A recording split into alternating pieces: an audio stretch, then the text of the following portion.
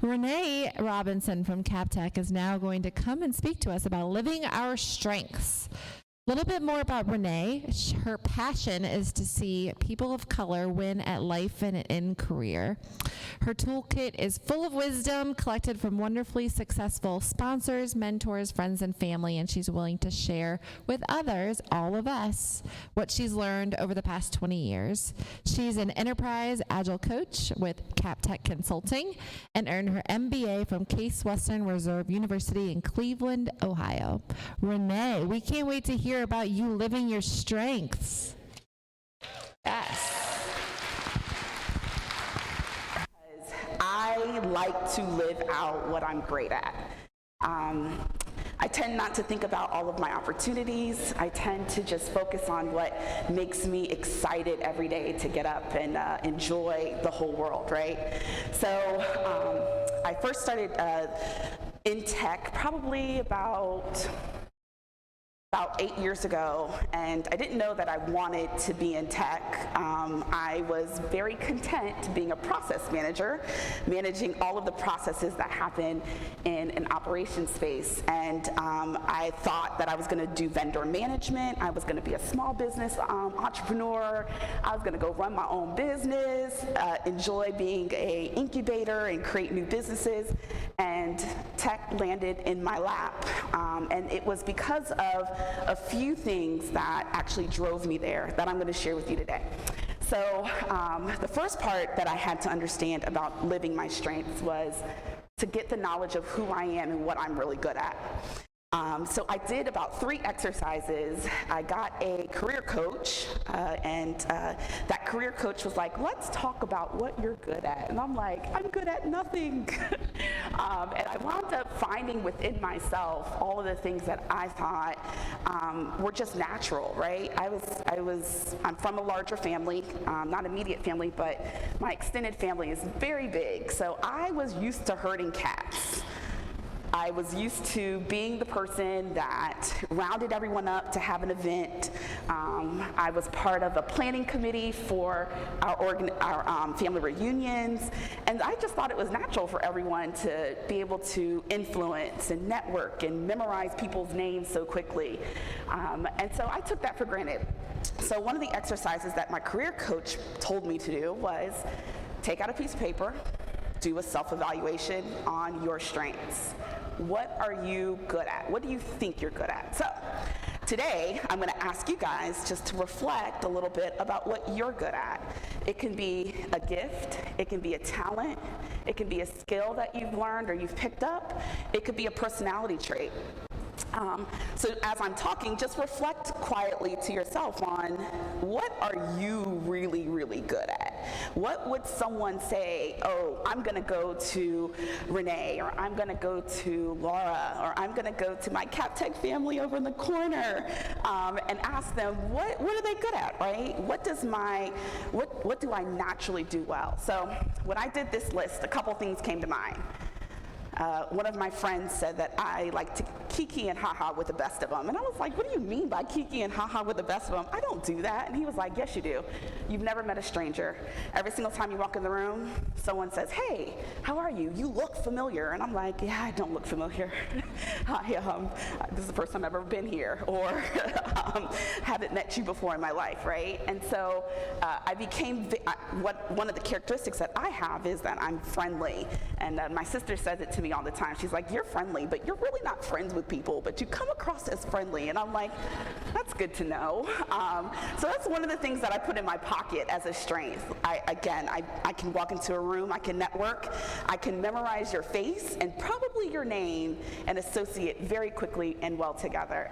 And so I stood in that gap and I leveraged that strength and I wrote that down on my paper.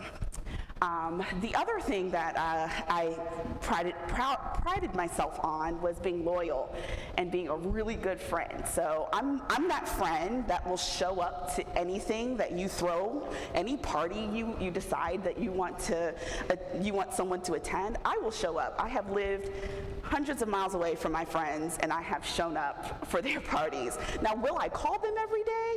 Probably not. Will I make sure that I'm on a Zoom meeting like COVID was really rough. I did not do Zoom meetings very well. But when they had an event, I would show up. So I put down loyalty and being able to be faithful to something as one of my strengths as well. So after I went through that exercise, my coach said, why don't you do this? And this is my homework for all of you. Why don't you go ask your close friends and family, what do they think your strengths are? And I was like, ooh, that's vulnerable. Let me hold off on that. It took me about 2 months to actually drum up the courage to text my friends and family to tell them what I was good at. And this is what I'm going to encourage you to do. You will be surprised what they tell you. And they are going to be the most loving people, because guess what? They love you. They want you to be great. And most times we want to always go to, what can I do better? Or what is the one thing that I need to work on while I'm out here? But really, leveraging your strengths is really knowing what your strengths are. So when I did that exercise, I had about 4 or 5 people come back to me and say, hey, you're really good at organizing things. And I was like, oh, maybe I am. My house probably doesn't look like it, but I was able to say, yeah, I do. Whenever I'm in a room with other people, I'm great at organizing. And so that went on my list of my strengths. So I'm going to give you guys homework again. I'm going to repeat the homework. Send an email to your close friends and family and some coworkers, because you know coworkers kind of can be a little crazy, but send it to your close friends and family and the coworkers that you truly trust, and ask them, what are the strengths that you exhibit?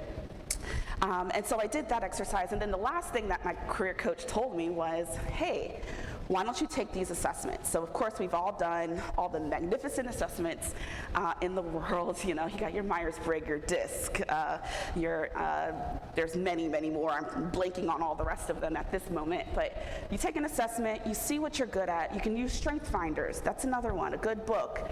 And really assess what you're good at. And then the next step after knowing your strengths is really leveraging them to fill the gaps in your opportunities, right?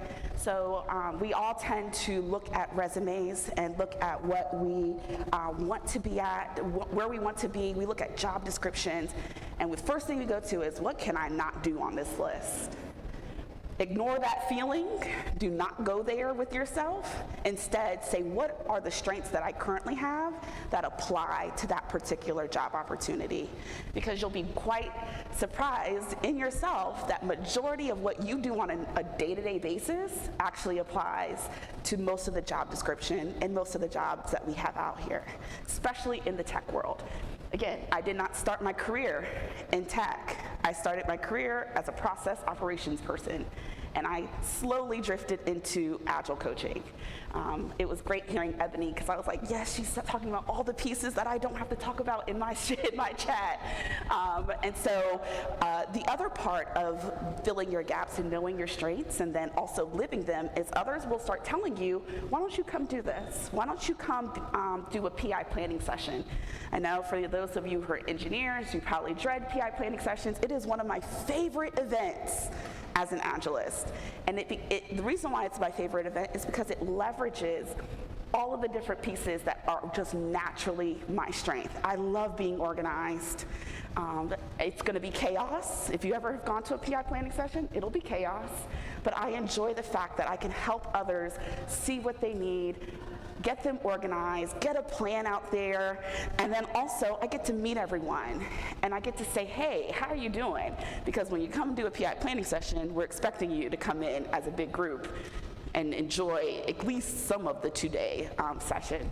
So that was part of what I did really well. And one of my former managers, she saw that I was good at it, and she was like, wow, have you ever considered being an Agile coach? And I was like, no. I'm going to go back to my vendor management, my process management hat, because I really worked on these skills. I really worked to do really great at being a process manager. And she convinced me to go and get my SPC, and she convinced me to go and start being a coach for a Kanban team. And I was like, okay, I can do this. So the principle that I picked up from her is there's always a space for you with your strengths as long as you're exhibiting them in your day-to-day life. It doesn't take a whole bunch for me to be beyond who I am in order for someone else to see the opportunity that I provided for her, for the organization that I was in.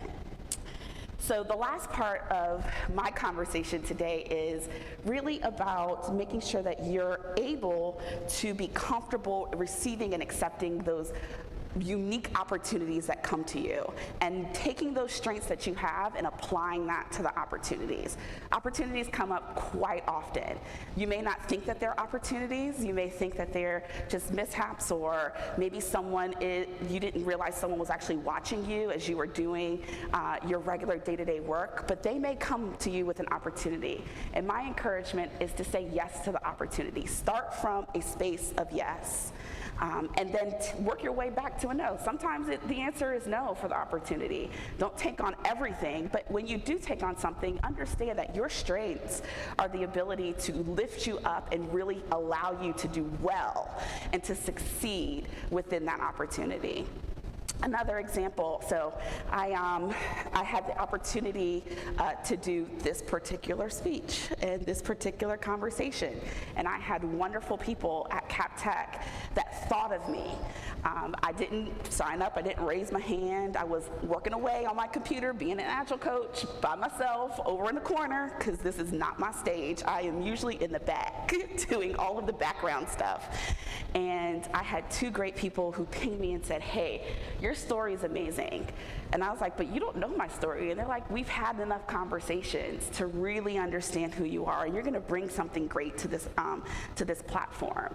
And that small bit of encouragement, someone seeing something in me, has gotten me to the point where I'm standing before you, slightly nervous, but I'm working my way through the nerves, and the ability to just sit here and share the things that are important and how to really live out who you are.